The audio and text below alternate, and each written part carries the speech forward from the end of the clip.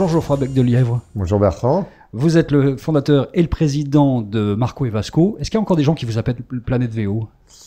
Encore un petit peu, ouais, tout à fait. Pourquoi vous avez changé de nom alors que ça fonctionnait vraiment bien pour Planète VO, au moins du côté des chiffres? Dans le but que ça marche encore mieux.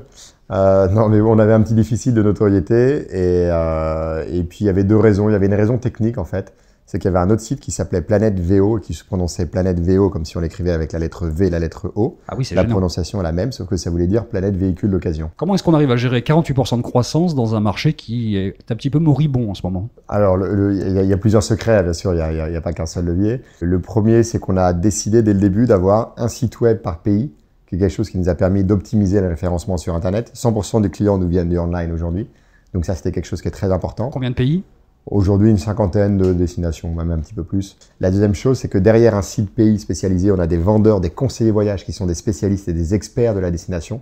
Donc si demain vous avez envie d'aller au Japon, vous allez taper dans Google Voyage Japon, vous allez tomber sur un site dédié sur le Japon. Et sur 5 conseillers voyage Japon, 4 ont vécu dans le pays, tous parlent le japonais, ils sont vraiment passionnés par la culture et par le Japon. Et ça, c'est vraiment un élément de différenciation très fort. Donc le secret de Marco et Vasco, c'est la relation client en fait. En grande partie, ouais, bien sûr. Quelles sont les ambitions là aujourd'hui? C'est d'atteindre un chiffre d'affaires de 150 à 200 millions d'euros à horizon 3-4 ans. Ça veut dire se positionner à quel niveau dans la chaîne de valeur de ce marché-là? C'est toujours au même niveau, au même positionnement. Ça veut dire travailler sur plus de leviers, ça veut dire améliorer la conversion, ça veut dire aller acquérir des clients ailleurs, ça veut dire travailler sur la fidélité.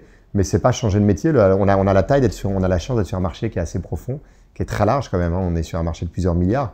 Donc après, il faut juste savoir mieux faire que les autres. C'est-à-dire que le marché grossit pas, mais il y a un vase communicant entre le offline et l'online. Il faut savoir bien se positionner et puis mieux travailler avec les autres. Parmi les 100 personnes que vous avez embauchées en 2013, la grande majorité sont des vrais professionnels du Sur voyage. des conseillers, des experts pays, vraiment des conseillers voyage, tout à fait. 80% de femmes, 27 ans de moyenne d'âge. C'est à peu près la Ouais, typologie. c'est assez jeune, c'est assez jeune. C'est-à-dire que les hommes ne font pas l'affaire dans ce genre de business? Ben, on aimerait bien en avoir plus, mais c'est vrai que c'est un métier qui est assez féminin. Et on reçoit quasiment que des CV de femmes. Est-ce que c'est vrai ou est-ce que c'est du storytelling que vous avez créé l'idée dans un karaoké à Shanghai? Non, c'est vrai, j'ai vécu 4 ans à Shanghai. et en fait, pour pouvoir exercer ce métier, on avait besoin d'avoir un partenaire chinois, une agence locale. En tant qu'étranger, c'était pas ouvert. Et les Chinois adorent la musique, adorent le karaoké. Et au moment où j'ai négocié avec ce Chinois, il m'a dit voilà, la condition, c'est que tu ailles chanter avec moi. Et donc, dans son registre, il n'y avait que Hotel California qui était en anglais, c'est une horreur. Et donc, effectivement, c'est grâce à ça que j'ai signé ce contrat. Vous allez ouvrir ou vous avez ouvert en Grande-Bretagne, non? Ouais, on a démarré, ça y est. Avec une destination, parce que c'est toujours le même concept, hein, c'est une destination un site par destination. Et donc, on vient de démarrer sur l'Angleterre avec le marché japonais. Quand on a un nom pareil, qu'on est dans le milieu du voyage, qu'on fait du voyage sur mesure, on doit être super cool. Enfin, en tout cas, c'est l'image qu'on en a. Est-ce que c'est si cool que ça, une entreprise qui est dans ce secteur-là?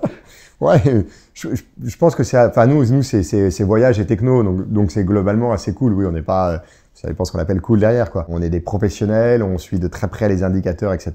Après, on a la chance de vendre un produit qui est merveilleux, quoi. C'est vendre de l'évasion et de l'exploration à l'autre bout du monde, c'est génial.